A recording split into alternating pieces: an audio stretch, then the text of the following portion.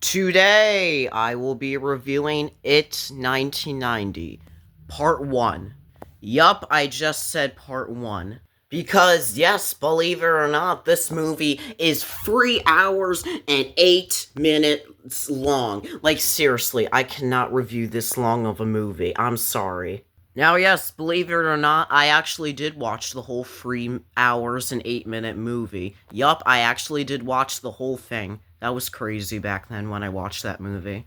But I do think this movie is good if you're talking about part 1. I'll talk more about part 2 in the next video. But I do like part 1 of this movie because, I don't know, it's just cool seeing the kids just get Pennywise. Oh yeah, and apparently the kids' group name is called the Losers Club, which apparently has 7 group members, so I guess that's cool. And of course, we gotta have Pennywise in this movie. And if you haven't known already, Pennywise is not just a clown, he's a monster. Like an actual creepy monster clown who can shapeshift into anything he wants. So yeah, basically Pennywise is like this evil force that can basically shapeshift into your deepest fears. So if you think he's just a ordinary clown, then you are absolutely wrong. He is a monster shapeshifter. So yeah, if you don't know that much about Pennywise, then I suggest checking out the Pennywise lore so you know more about the history of him. And yes, that also means that I won't be reviewing this movie for that long. Because I realize whenever I review, like, movies, it just takes a good, like, long time. And yeah, I don't feel like reviewing every single scene of this movie. And I'm sorry if that absolutely disappoints you. But, like, being a movie reviewer can be really hard, believe it or not. So yeah, I'm only gonna review most of the important scenes of this movie. So you might experience this video maybe being a little bit rushed, maybe a little bit not rushed. I don't know, that all depends on what you think. But overall, I am going to review this movie, so let me get started. The movie begins with a bunch of photos from the year 1960. And now we are in the year 1990, which apparently we get to see the grown-up loser club's members because, well, when they're grown-ups, it's the year 1990, and when they're kids, it's the year 1960. So yeah, basically in this movie, Pennywise comes back every 30 years. Nope, not every 27 years, because apparently in this movie, it's just every 30 years, which I guess is interesting. We now get to meet this little girl, Lori Ann, who apparently is coming home and seeing Pennywise the dancing clown. And of course, Pennywise has to be creepy, even if he is pretty much goofy in the 1990 miniseries, because I don't know if I could take him seriously. But he is still pretty creepy because he can just, well, you know, shapeshift. But it's pretty much too late for Lori-Ann because she dies by Pennywise off-screen. It's pretty lame that the kills in this movie are off-screen, but maybe it is the right thing because it would just be pretty messed up if this kill were to be on-screen. But, I mean, I don't understand. But just wait until you get to the It 2017 movie and It Chapter 2. Let me just tell you, those movies are even more brutal. We now get to see this character, Mike Hanlon, who is the first Losers Club member we get to see. And he says that there is something terribly, like, wrong happening in Derry. I mean, yeah, because you experienced Pennywise in 1960 when you were a kid. We now get to see this other character, Bill Denbrough, who apparently is an author writing a book or something. Apparently he comes for dinner with his wife, Andra, which is pretty nice, I must say.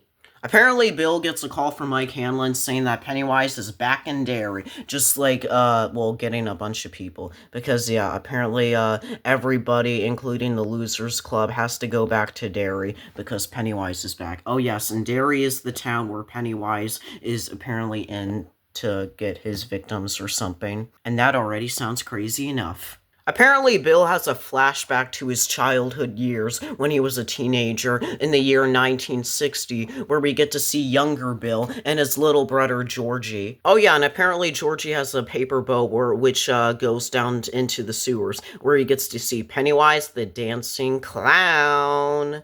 And of course, Pennywise has, like, a little conversation to, like, Georgie that, like, do you want your paper boat back? There's, like, cotton candy and, like, lots of prizes in the sewer. But, of course, you just can't trust strangers because, well, Georgie learned never to trust strangers. Especially Pennywise the dancing clown. But yeah, it turns out it is too late for Georgie because his arm literally gets eaten off by Pennywise. But yeah, this is one of my favorite scenes because it's just so memorable. I feel like everybody who knows this movie just knows the iconic Georgie scene. Turns out Bill has to go back to Derry, and apparently Andra is just so scared to be left alone. Let's go! We're now in New York City for this movie. And we also get to see another member of the Losers Club, Ben Hanscom, who apparently is played by John Ritter, who sadly passed away. Rest in peace. Also, of course, like always, Ben does get a phone call by Mike Hanlon, who apparently tells, Ben that Pennywise is back, because, of course, Mike has to call everybody from the Losers Club. Okay, so now we're in a flashback in 1960 where we get to see Ben Hanscom as a kid. We also get to see the school bully named Henry Bowers, who apparently is very mean to Ben because of how fat he is. Jeez, you just need to be so respectful. Oh my god, what the heck is going on here? Oh yeah, and apparently Ben gets harassed by these other people too, which is Henry Bowers' friends, which is Vic and Belch, so yeah. Yeah. Apparently, Ben decides to, make friends with, Bill and Bill's friend Eddie Casbach. Geesh, what am I saying? What am I saying? This is what happens when I make videos sometimes. The dialogue sounds a little weird. But yes, like I was saying, Ben decides to make friends with Bill and Eddie, which is another character in this movie, a part of the Losers Club. Yeah, there are lots of characters in this movie. Ben walks, and apparently he gets to find his dad, who was apparently killed in Korea. And apparently Ben's dad says that his home is actually the sewers. Sounds a little suspicious. Turns out Ben's dad has balloons, and turns out he turns into Pennywise. Ben also gets scared by a skeleton. Spooky! We're now in Chicago, where we get to meet Beverly Mars. Yup, Beverly Mars. And we already know the deal by now. Beverly gets a call from Mike, and now we get to have another flashback of her childhood. So yeah, we also get to see Beverly as a kid. Oh, and apparently Beverly also has an abusive father. Jeez, oh my god, what the heck is going on? First we have Pennywise just acting crazy, and now we just have Beverly's abusive father. Jeez, this is just too much. Apparently Bev runs away from her dad, and she gets support from Ben, which I guess is actually very nice.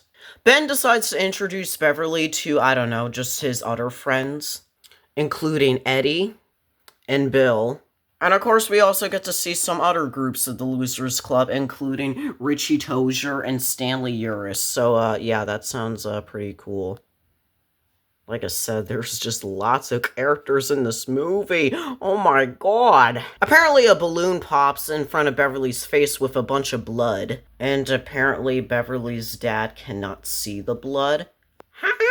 Because I guess all the grown-ups in Derry cannot see Pennywise or anything happening, like hallucinations or shape-shifting abilities going on with Pennywise. So I guess the grown-ups cannot see it. But apparently the kids in the Losers Club can see it? Okay, well I guess that sounds very interesting.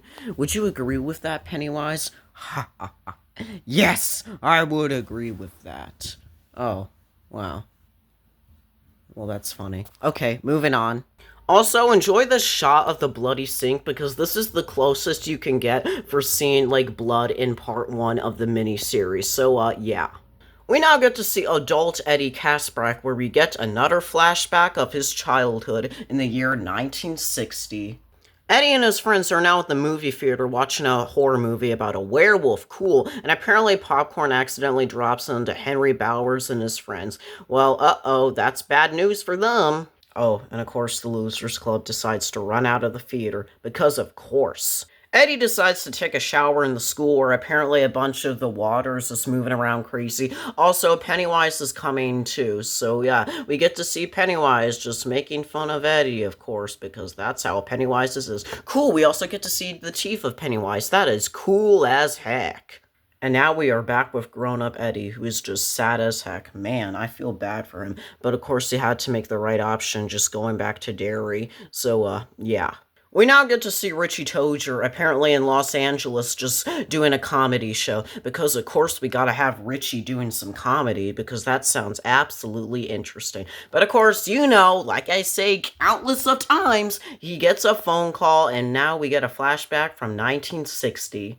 Apparently, Richie gets bullied by Henry Bowers at school, because of course that just has to happen because Henry Bowers is just so bad. Richie is now in the basement of the school, where he gets to see a creepy looking werewolf who apparently gets to attack Richie. So Richie decides to run away, and then that werewolf decides to turn into Pennywise, who's saying beep beep Richie. I don't know, because Pennywise just likes to be funny. Okay, let's just get another cool shot with Pennywise in his teeth. That never gets old.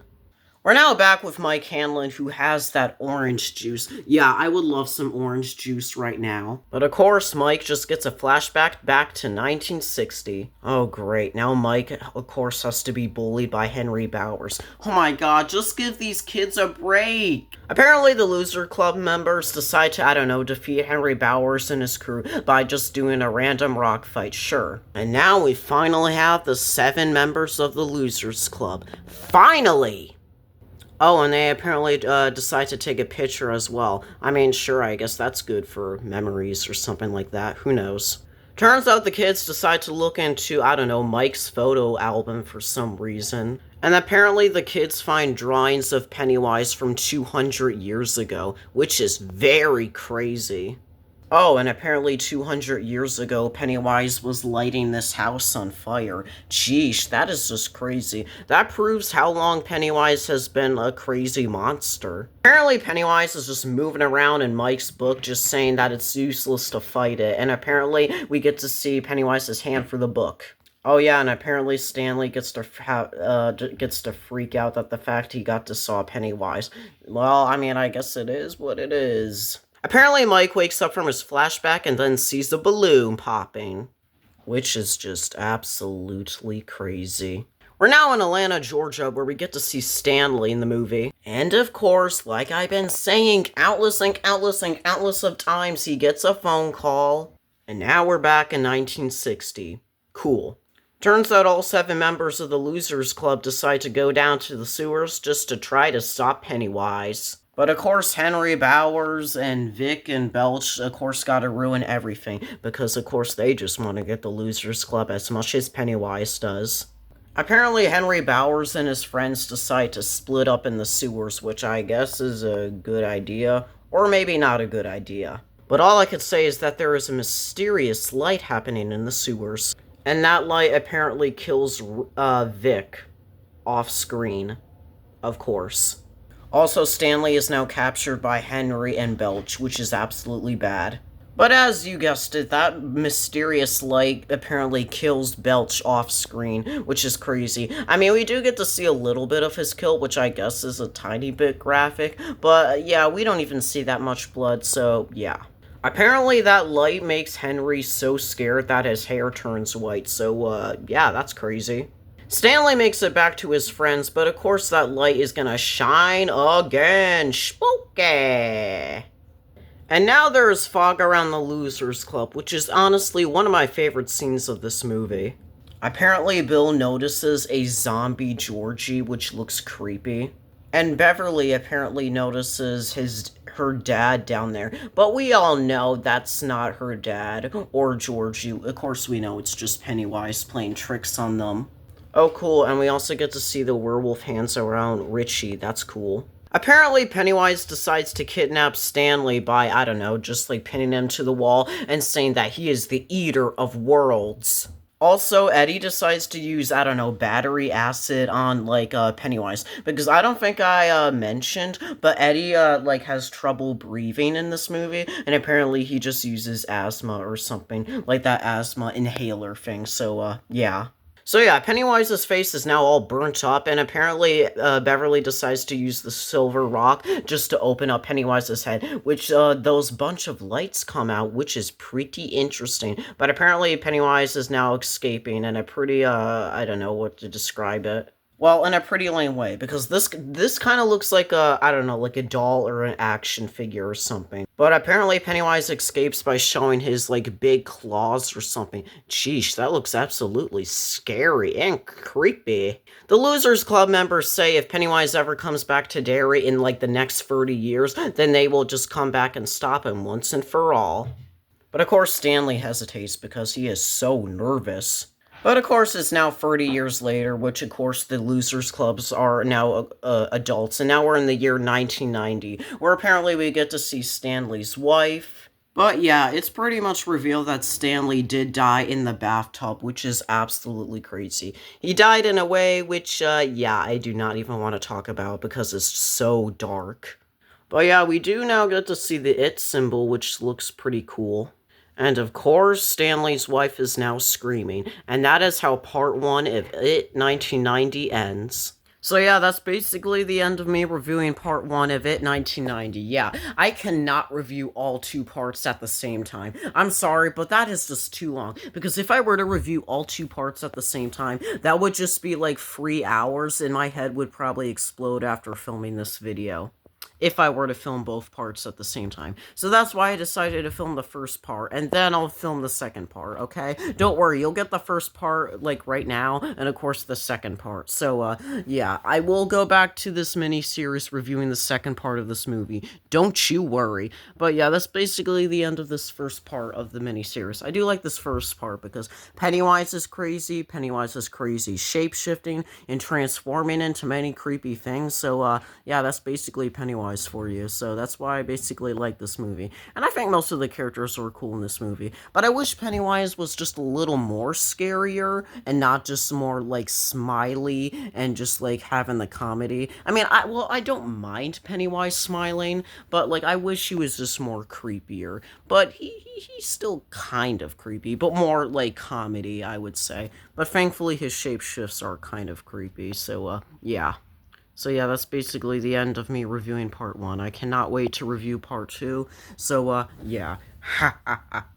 I'm glad you got a chance to review part 1. Oh, yeah, sure. You're welcome. You're welcome. I know you just can't take me seriously because of how funny I am, but I try to be creepy sometimes. Am I creeping you out now? Yeah, you actually kind of are. That's why I'm probably gonna end this video, because I am kind of creeped out. Okay, well, I'll see you next time when I review part 2 of the mini-series. So, yeah, bye!